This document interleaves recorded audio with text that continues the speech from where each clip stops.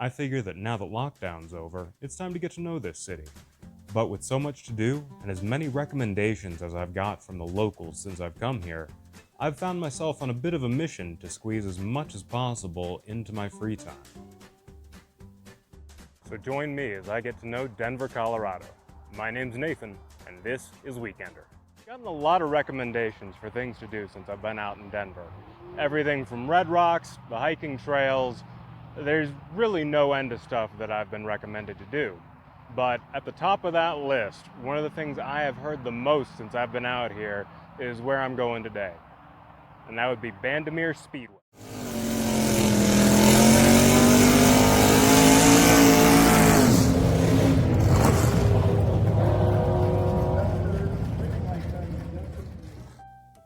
The hype around auto sports did make me wonder though, is racing just in Denver's blood? Well, after doing some digging, it turns out the answer's probably yes. One of the earliest examples of this is the Pikes Peak hill climb, started by Spencer Penrose, a turn-of-the-century entrepreneur. It was originally meant as a tourist attraction to bring more money into the local economy, and it certainly worked, as the Pikes Peak hill climb has been going on for over 100 years. In fact, the only break taken in that time span was during World War I and II, so that gives you some idea of the dedication that Denver has to its racing pastime. Though as you can imagine, especially with turn-of-the-century automobile technology, this sport was not always without incident.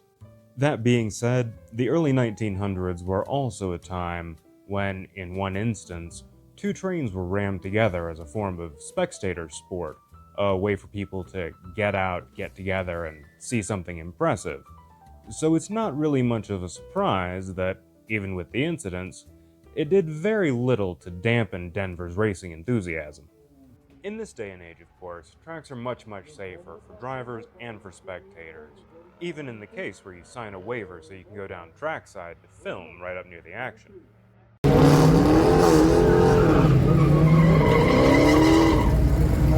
Now, in getting ready for this trip, there were a few surprises. First, before reaching out to the track, I wasn't expecting to be able to get an interview with John Bandimere himself. Second was being allowed to wander through the rows of cars getting ready for their races. And third, these cars are loud. I mean really loud. Like however it comes across in the audio does not give you any sense of how intense it is, especially when you're down by the track. Especially with the nitro cars.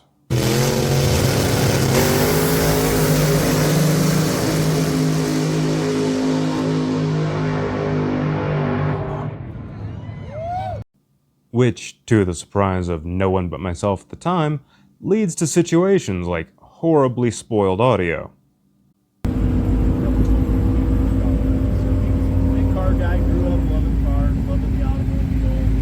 Thankfully, John was a great sport about the whole thing, and allowed me to take a mulligan on this one.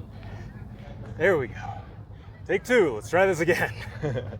So today I get to speak with John Bandimere, Bandimere Raceway. Thanks for taking the time. Sure. Now, the races today, a lot more intense than I thought. Like getting down there by the track, like video doesn't do it justice. You can really feel the thrum down in there.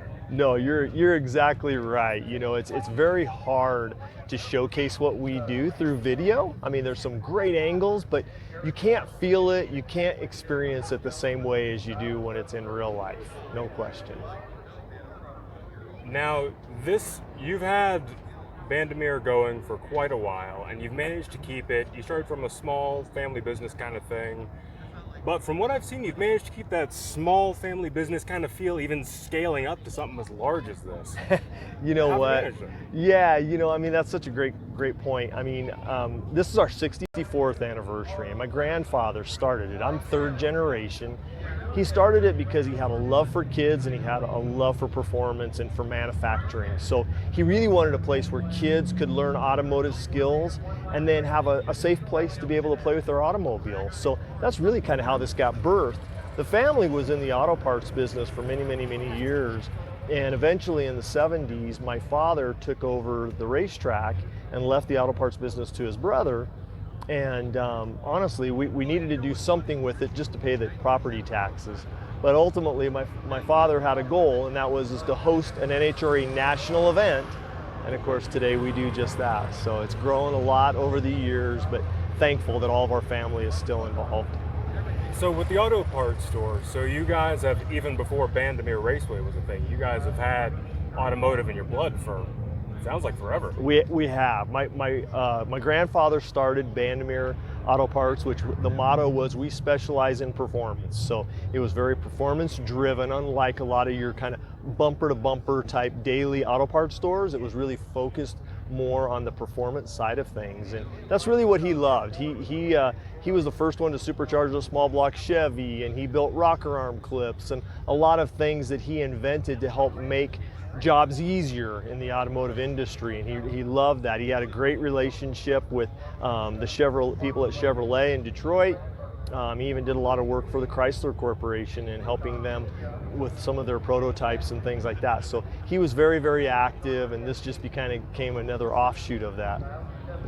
When you said mom and pop kind of like auto parts store, I was thinking something like an AutoZone or something like that, but it sounds like he actually got in there, got dirty, and actually engineered some. Oh, absolutely. And I mean, it was family owned and operated. Eventually we grew to the point where we had 5 stores, we had a warehouse, an installation center, a machine shop. But over time we said, you know what, the racetrack is really where we want to focus our energy and our time. And so we kind of condensed all that, sold that to another company, and then really focused all of our attention on the racetrack. Well, it looks like you guys have done a great job with it. Is there anything you want people in particular to really know about Bandimere? You know, I think the biggest thing is to let people know that anybody can do this. You don't have to be a gearhead. You don't have to be a pro. I mean, you can be a novice person and come out and have fun. Wednesday nights, every Wednesday night, we run our Test and Tune program that's sponsored by the Colorado State Patrol. And you don't have to have a muscle car, hot rod, just the car you drive every day can be fun to go down the quarter mile. And then we take that all the way up to the national event, which is going to host all the professional teams, and they're going to run 320 plus miles an hour. So you've got all these ranges, and people can be involved in whichever level they want to get involved in. Now, the other thing I've seen looking into racing in Denver, the altitude, the oxygen concentration, I've heard a lot of people say that it messes with your speed and your timing. How much does that actually come into play? It comes into play a lot. Today here at the racetrack, we're almost 80 degrees, so it's not a horribly hot day, but our elevation is high, which means we have thin air. Cars need oxygen. They need air to be able to run good. And so we're at a disadvantage right off the bat. Being a mile high, we're at a disadvantage. In some cases, between here and sea level, it could be 7 to 8 tenths of a second in performance on their elapsed time. So they have to work hard to make their cars go faster here than they do anywhere else. You take them to sea level, it's kind of like giving yourself a shot of nitrous, right? You know, all of a sudden the cars just run really, really well. So if you have a car that can run fast at altitude, you're gonna have a really fast car at sea level. Then what you combine is that corrected altitude. We have some days during the summer where we're over 11,000 feet of corrected altitude. Makes it really hard. 3/4 of a second, how much does an actual usual time go? Well, it depends on what kind of car. I mean, we have cars today that you can buy off the showroom floor that are 10-second cars because of technology, right? But if you take a car that says a 10-second car here, it may be a 9.2 or a 9.3 second car at sea level. So you can see how much faster that is. If you have a 15-second car, it could be a 14-second car. So everything is just relative to the amount of performance. The faster the car goes, the less difference you're going to see in elapsed times, right? Okay. But the slower the car, the more. So even if you go to rent a car, okay, and you rent one here in Denver, it's going to be a little sluggish and slow. You take and rent one, say, in Arizona or Kansas or something like that, you stab the throttle, you're going to notice the throttle response being better, and that car just performs better because it has more air. Awesome. Well, thanks for having me out today. Sure. This actually has been a blast. Good. So I appreciate it. Absolutely, my pleasure. Yeah, if you get a chance, come down to Bandimere. This has been a good time. When I came out to the track today, I expected to see some racing, and I did. It was fun. But what I wasn't expecting was that there was also going to be a car show going on up top at the same time.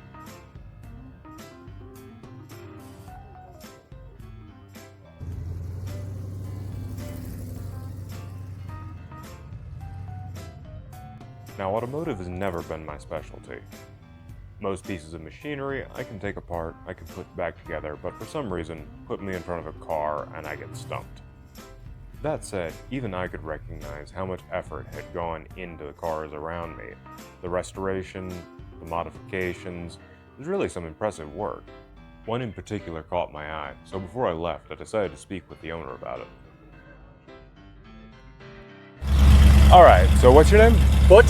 Butch? Nathan, nice to meet you. Nathan, nice to meet you, sir. So, I don't know a lot about cars, but it looks like an impressive classic one. How much time have you put into this? I've had this car for 25 years. Okay, do you take it to shows often? Or? This is a third or so show. Just recently finished it in the last year or so. Okay. Just got it done. 25 years getting it together, so it's the third show. Okay, mainly around Denver, or do you tour it anywhere? I haven't yet. There are plans in the future to take it to different states. I've got family on the East Coast, and there's some really big Dodge shows back there that I want to take it to, but right now I'm just Denver. Okay. We're in Littleton, so local stuff we can drive it to. Okay. So that's the important part. Have you kept the parts classic, or have you done any of your own modifications to it? There are some small modifications, mostly mechanical. Modern brakes and suspension, so it handles and drives and stops, rack and pinion steering, and then some slight body modifications. So a lot of people call them a resto mod. So you keep the old look, but there's some modifications to make it more street friendly. Okay, so the classic look, but more modern, like safety features. Right, disc brakes and rack and pinion steering and that type of thing. Fuel injection for dependability. Okay. Sure. You said you've had this over 20 years, so did you pick it up for a decent price and then restore it, or was it already just in this kind of good condition when you got it? Actually, I picked it up as a shell with no engine or transmission. Oh wow, so you did some serious work on this. Faded paint, not much of the interior left, dry rotted out. It was definitely a ground up project. Cool. All right. Well, I'll go ahead and get out of your hair, but thanks for your time. You got it. Thank you, sir. Have a great day. Enjoy the show. All right. This is one of the best ones for the Dodge guys out there. Being out at the track got me thinking, though. I've seen the big picture of racing in Denver. What about the smaller scale? To get that other side of racing in Denver, my buddy Marcus has been kind enough to invite me out to 5280 Raceway for setup day. Every Sunday, they set up the track for their coming races on Tuesday, and with the more laid-back atmosphere, it means that I can crash to my heart's content today, which, with my coordination, is probably going to be a thing. That remark isn't just speculation either. I went to 5280 last week as well, so I had some practice. And I knew I had a long way to go to get proficient. On the surface, RC racing doesn't look that difficult. The controls are relatively simple, and the track isn't too large. That said, it's a good example of an easy-to-learn, hard-to-master type of activity. And when you do finally get around the track without hitting a wall at a decent speed, you get into an almost zen-like state. Of course, then if you realize that that's what's going on, you pay attention to that feeling, lose it, and invariably go crashing into the walls again. At least that's how it worked in my case. It's doing an odd... working, yep. That's exactly the same problem I had. You might be dead in the water. With RC racing, you have to keep in mind that you're not just the driver, you're also the repair party and the pit crew. That means you're not locked to how these cars come out of the box. You can adjust it to however you want to race.